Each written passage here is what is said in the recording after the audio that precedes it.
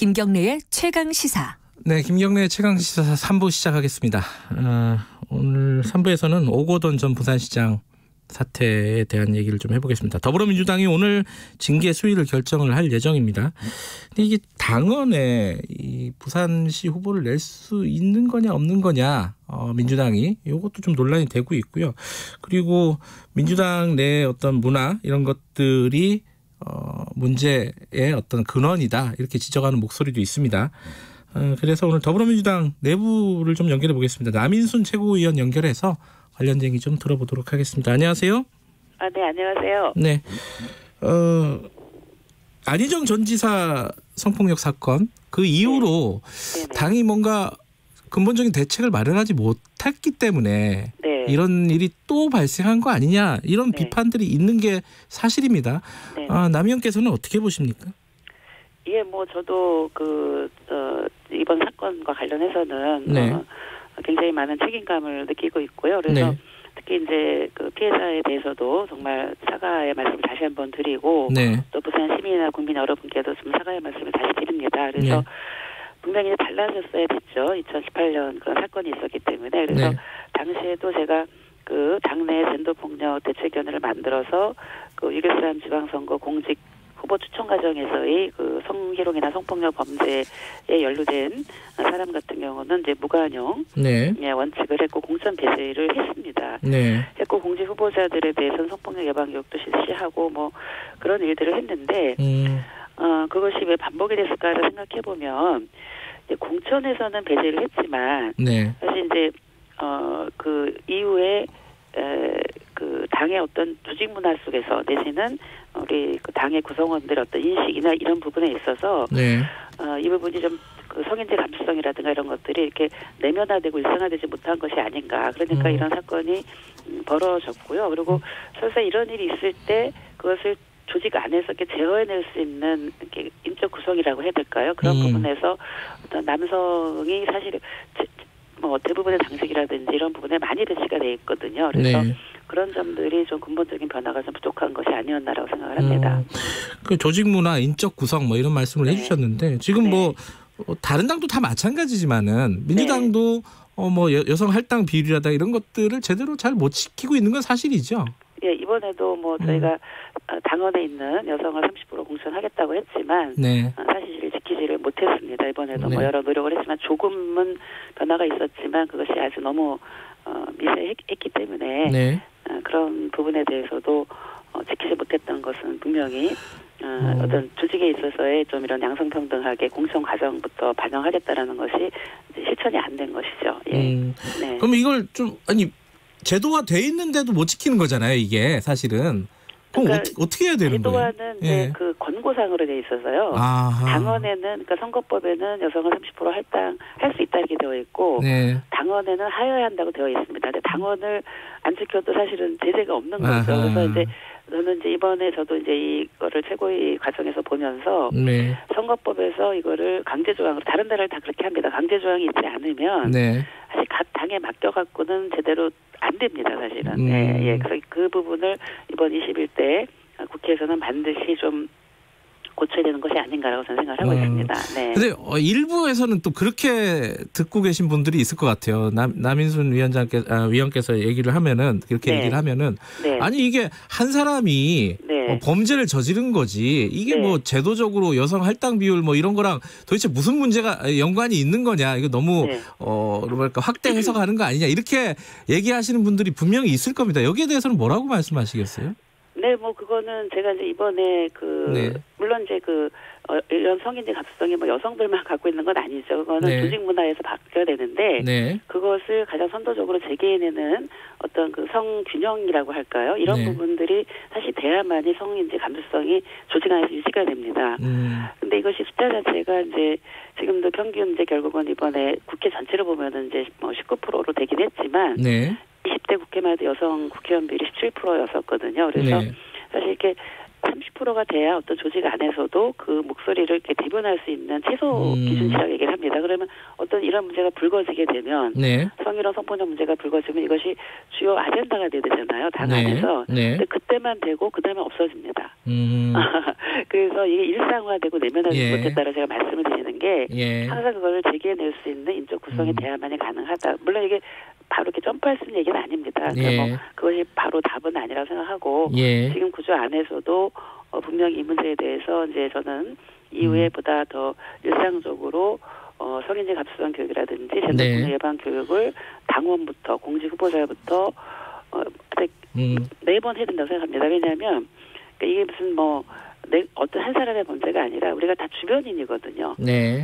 그래서 그 부분에 대해서 항상 감수성을 갖고 어떤 문제가 있을 때 그것을 이렇게 은폐해 주는 것이 아니라 함께 드러내주고 해결해 나가는 과정이 있어야만이 이게 해결이 된다라는 거죠. 근데 선거 때만 공천 배제하고, 예. 그 다음에는 성평등 교육도 성희롱 예방 교육도 하기는 돼 있지만 사실은 그 대표들은 그 단체장들은 잘 안 하는 거거든요. 네. 그런 것들을 의무적으로 할 수 있도록 네. 그 제도도 바뀌고 당내 교육 시스템도 좀 바뀌어야 된다라고 생각합니다. 알겠습니다.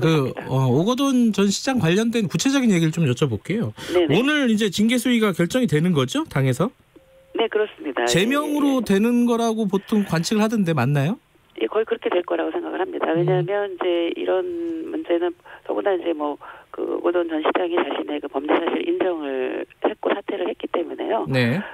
이 부분에 대해서는 무관용의 원칙으로 이미 저희가 2018년부터 원칙을 정해왔기 때문에 네. 예, 제명 외에는 다른 선택지가 없다고 저는 봅니다. 근데 이게 뭐랄까요, 사퇴 시점이 총선 직후라 해서 네. 여기 관련된 말들이 좀 있어요. 그러니까 사전에 당하고 조율한 거 아니냐, 혹은 예. 묵인한 거 아니냐, 조율까지는 네. 아니더라도 네. 이런 의혹들에 대해서도 진상 조사를 하실 계획인가요? 예, 그 부분은 이미 지난 금요일 날 네. 당 사무총장님께서 이미 밝히셨고요. 저희 네. 최고위원회에서도 보고를 했는데 사전에 몰랐다. 네. 왜냐하면 그 부산시당으로부터 그 오거돈 시장이 사퇴하는 날 네.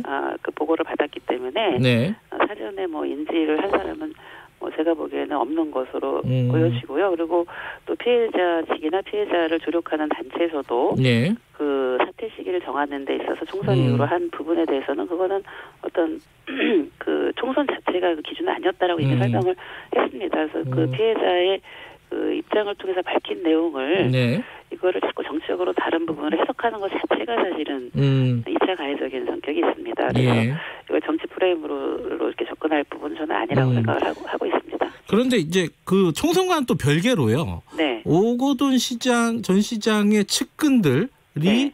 이 사건을 좀 덮으려고 사전에 네. 좀 노력을 한 거 아니냐. 그러니까 예를 들어 피해자를 설득을 한다든가, 그러니까 뭔가 공론화를 못 시키게 하도록 그런 의혹들도 있는데 이 부분은 좀 당에서 조사를 해야 되는 거 아니냐라는 목소리가 있습니다. 그 부분은 근데 제가 이런 사건들을 그동안 쭉 그렇죠. 이렇게 본 바로는 예. 굉장히 일단은 그 사건이 발생했을 때 네. 그 피해자나 아니면 피해자를 조력하는 단체나 이런 부분에서 그 정확하게 요구를 했죠. 네. 공개 사과하고 사퇴라고 요구를 예. 한 거 아닙니까? 그래서 그 부분에 대해서 더구나 이제 같이 그렇게 하겠다라고 했고, 네. 그래서 저는 이게 대개는 이런 경우에 막 부인하고, 네.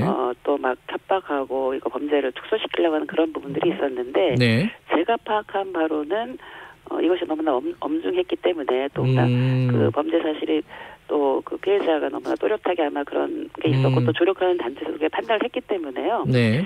그래서 아마 인정하고 바로 그 범죄 사실 인정하고 사퇴를 한 것이 아닌가. 그래서 그것을 막 감추려고 하고 막 회유하려고 그런 시기적으로 보면은 제가 볼 때는 그거는 좀 아니지 않았을까라는 생각이 듭니다. 물론 그거는 경찰서도 조사를 할 수는 있겠죠. 근데 그 피해자가 지금 당사자가 좀 어떤 이거를 고발하거나 네.